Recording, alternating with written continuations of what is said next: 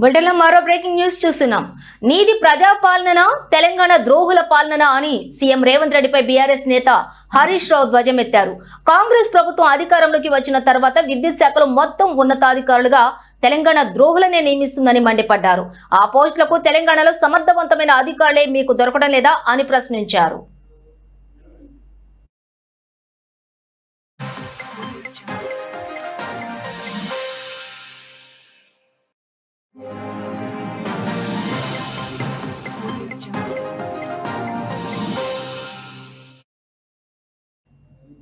ఇక కేసీఆర్ పోరాడి స్థానికులకు 95% రిజర్వేషన్లు సాధించారని హరీష్ రావు గుర్తు చేశారు.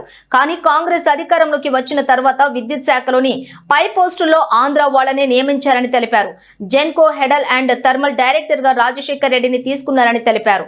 రాజశేఖర్ రెడ్డి సింగరేణిలో పనిచేసి రిటైర్ అయ్యారని, ఆయనకు విద్యుత్ ఉత్పత్తిలో ఎలాంటి అనుభవం లేదని పేర్కొన్నారు. జెన్కో సంస్థలో తెలంగాణ ఉద్యమాన్ని సమైక్యవాది కుమార్ రాజా అవమానిస్తే విద్యుత్ ఉద్యోగులు అతన్ని తరిమి కొట్టారని తెలిపారు. అలాంటి కుమార్ రాజాను తీసుకొచ్చి నేడు విద్యుత్ ఉద్యోగుల మీద పెత్తనం చేసేందుకు డైరెక్టర్ గా నియమించారని మండిపడ్డారు. ఇది ప్రజాపాలన తెలంగాణ ద్రోహుల పాలన అని ప్రశ్నించారు.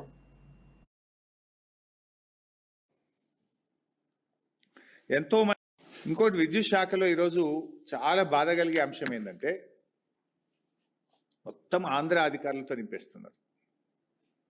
తెలంగాణ ఉద్యమం జరిగిందే, తెలంగాణ నీళ్లు మనకు, తెలంగాణ నిధులు మనకు, తెలంగాణ ఉద్యోగాలు మనకు. కేసీఆర్ గారు కష్టపడి 95% లోకల్ రిజర్వేషన్ ఉద్యోగాల్లో సాధించింది కేసీఆర్ గారు.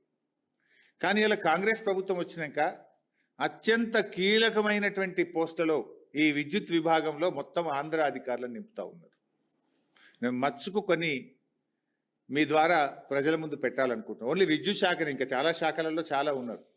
అసలు ఈ ప్రభుత్వం తెలంగాణ ప్రభుత్వం నడుపుతుందా, వెనక నుండి ఆంధ్ర ప్రభుత్వం నడుపుతుందా అని అనుమానాలు కలుగుతూ ఉన్నాయి వీళ్ళ అపాయింట్మెంట్లు చూస్తూ ఉంటే.